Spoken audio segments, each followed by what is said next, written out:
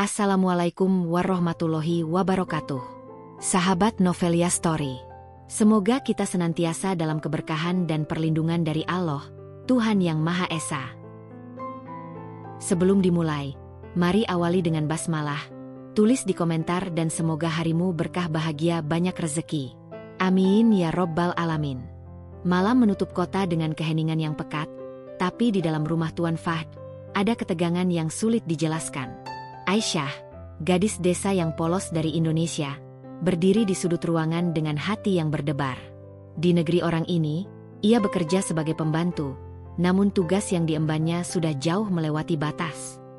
Tuan Fahd, dengan suara dingin dan penuh wibawa, "Aisyah, datanglah ke kamar saya sekarang. Jangan buat saya menunggu." Aisyah, dengan nada takut dan bergetar, "Iya, Tuan." Perintah itu datang lagi. Bukan sekali atau dua kali Aisyah mendengar panggilan yang sama dari majikannya. Ia tahu betul apa artinya. Baginya, malam selalu menjadi waktu yang menakutkan, saat ia harus menekan hati dan batinnya, menyerah pada perintah Tuan Fahd yang tak mengenal belas kasihan. Sunyi malam yang mencekam melingkupi kamar mewah itu. Kamar yang menjadi saksi bisu dari malam-malam penuh penderitaan bagi Aisyah, seorang gadis yang hanya mencari sesuap nasi, namun kini menjadi budak tak berdaya di hadapan majikannya. Tuan Fahd, dengan suara rendah namun penuh kuasa, mendekat ke arah Aisyah. "Kenapa masih berdiri di sana? Bukankah kau tahu apa yang harus dilakukan? Jangan buat aku menunggu lebih lama." Aisyah. Aisyah tidak memiliki pilihan. Setiap langkahnya mendekati ranjang seolah menjadi langkah yang merenggut setiap kepingan harga diri yang masih tersisa. Suara desahan napas Tuan Fahd terdengar semakin dekat, menandakan bahwa kepasrahan Aisyah sudah tidak dapat dihindari. Aisyah, dengan suara bergetar, berbisik pada dirinya sendiri. Perasaan takut, benci, dan putus asa bercampur aduk di dalam hati Aisyah, tetapi ia tidak punya pilihan. Tangannya gemetar saat Tuan Fahd semakin mendekat. Dalam bayang-bayang lampu kamar yang redup, Tuan Fahd membelai pipi Aisyah dengan jemarinya, membuat gadis itu tersentak dalam diam. Tuan Fahd, dengan suara berbisik yang menggambarkan kuasa penuh, "Kau seharusnya bersyukur, Aisyah. Di rumah ini, aku memberimu pekerjaan, makanan, dan tempat tinggal.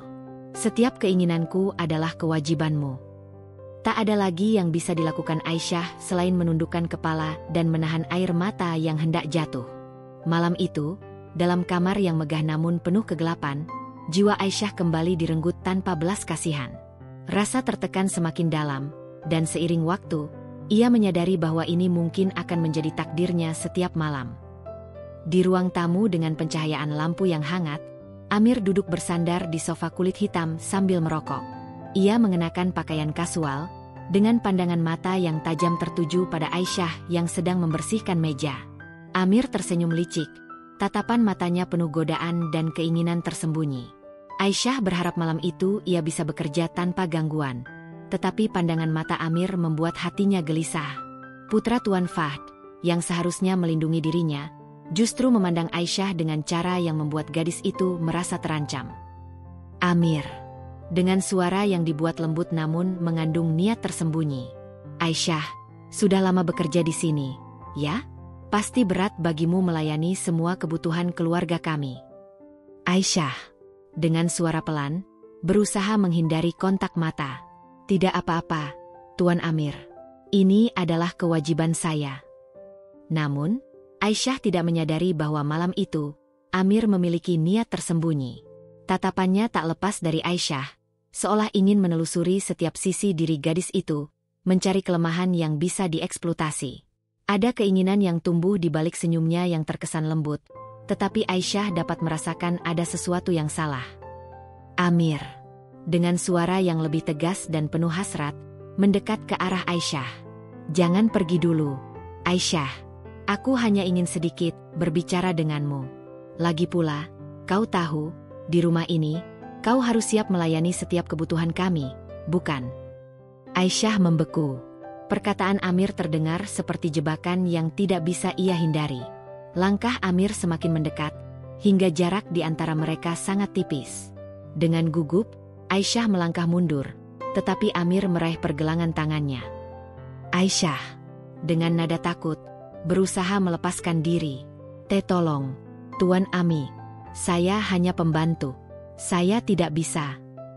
Amir, dengan suara berbisik namun penuh dominasi, mendekatkan wajahnya ke Aisyah. Kau bukan hanya pembantu di rumah ini. Aisyah, kau tahu betul apa yang bisa terjadi jika kau melawan kehendakku. Aisyah tak punya kekuatan untuk melawan. Amir menariknya ke dalam pelukannya, membuat Aisyah terperangkap tanpa jalan keluar. Malam itu, Aisyah kembali kehilangan kendali atas tubuh dan dirinya sendiri, berada di bawah kekuasaan keluarga yang tak lagi memandangnya sebagai manusia. Dalam kepasrahan yang mendalam, Aisyah hanya bisa berdoa dalam hatinya, berharap ada keajaiban yang dapat membebaskannya dari kegelapan ini. Tetapi, ia tahu bahwa harapan itu mungkin terlalu jauh untuk digapai. Hanya air mata yang menemaninya dalam malam yang terasa begitu panjang dan menyakitkan. Bulan demi bulan berlalu, dan hidup Aisyah semakin tercekik dalam dilema. Kini ia tahu ada kehidupan lain yang tumbuh di dalam dirinya, namun tak ada kebahagiaan. Yang ada hanyalah ketakutan, karena ia tahu betul bagaimana keluarga Tuan Fahd akan bereaksi jika mereka mengetahui dirinya hamil. Aisyah berbicara pada dirinya sendiri dengan lirih. Apa yang harus kulakukan? Jika mereka tahu, aku pasti akan diusir, dan aku tidak tahu harus kemana. Keheningan di ruang tamu pecah oleh kabar yang mengguncang keluarga Tuan Fahd. Aisyah, pembantu yang telah mereka perlakukan semena-mena, kini mengandung seorang anak. Rahasia yang selama ini tersembunyi akhirnya terbongkar, dan kini setiap mata tertuju pada Aisyah yang berdiri dalam ketakutan. Tubuhnya gemetar tak berdaya.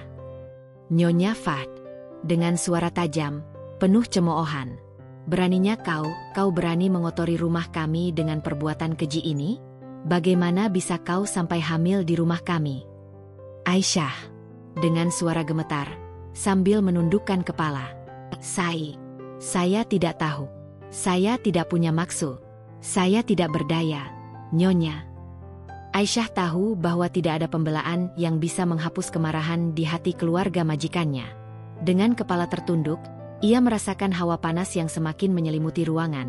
Seolah-olah setiap kata yang keluar dari mulut mereka adalah api yang membakar tubuh dan jiwanya. Tuan Fahd, dengan suara penuh kemarahan, menghampiri Aisyah. Kau pikir kami bodoh? Kau pikir kami akan menerima kebohonganmu begitu saja? Katakan. Siapa yang melakukan ini padamu? Jangan coba-coba menuduh siapapun di rumah ini. Aisyah, dengan suara tersendat-sendat, tak kuasa menahan air mata. Maafkan saya, Tuan. Saya tidak ingin ini terjadi. Saya tidak pernah meminta ini. Saya hanya ingin bekerja dengan tenang. Aisyah tak punya keberanian untuk mengungkapkan yang sesungguhnya. Tatapan matanya beralih ke Amir, yang berdiri di sudut ruangan, diam dengan wajah tertunduk. Sejenak, mata mereka bertemu, tetapi Amir segera memalingkan wajahnya.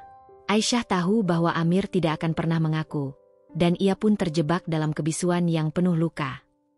Amir berbicara dengan gugup, mencoba menutupi rasa bersalah. Ayah, mungkin dia berhubungan dengan orang lain di luar rumah ini. Kita tidak tahu apa saja yang dilakukannya saat keluar berbelanja. Kalimat Amir bagaikan pisau yang mengiris hati Aisyah. Orang yang selama ini diam-diam memanfaatkan kelemahannya, kini justru melemparkan fitnah demi menyelamatkan diri. Air mata jatuh perlahan di pipi Aisyah, bukan hanya karena ketidakadilan, tetapi karena pengkhianatan dari seseorang yang selama ini ia harapkan bisa memberinya keadilan. Nyonya Fahd, dengan penuh amarah, menunjuk ke arah Aisyah. Kau keluar dari rumah ini sekarang juga. Kami tidak mau melihat wajahmu lagi. Bawa pergi semua malu yang kau bawa ke rumah ini. Dalam sekejap, keputusan bulat dijatuhkan. Aisyah, yang selama ini telah melayani mereka tanpa daya, kini diusir dalam keadaan hamil, tanpa ada tempat untuk berlindung. Pandangannya kosong, tubuhnya terasa lemas. Ia berjalan gontai menuju pintu, meninggalkan rumah yang selama ini menjadi saksi bisu dari penderitaannya. Aisyah berbisik pada dirinya sendiri sambil terisak. Ya Allah, kemana lagi aku harus pergi? Di mana aku bisa berlindung? Dengan perut membesar dan tubuh yang lemah, Aisyah hanya bisa berjalan tanpa arah. Namun, pada akhirnya tubuhnya menyerah. Di depan sebuah toko kecil, ia jatuh tak sadarkan diri, sendirian, tanpa siapapun yang mengenalnya. Pemilik toko, seorang pria parubaya dengan wajah ramah, memapah Aisyah yang setengah sadar ke dalam toko. Ia memberikan air minum sambil menenangkan Aisyah yang gemetar. Hatinya iba melihat kondisi Aisyah yang begitu mengenaskan. Pemilik toko, dengan suara lembut penuh perhatian. "Apa yang terjadi denganmu? Nak, kamu terlihat sangat tidak sehat. Apakah kamu perlu bantuan?" Aisyah, dengan suara lemah penuh rasa terima kasih. "Terima kasih, Tua. Terima kasih sudah mau menolong saya." Dibantu pemilik toko, Aisyah akhirnya sampai di Kedutaan Besar Indonesia.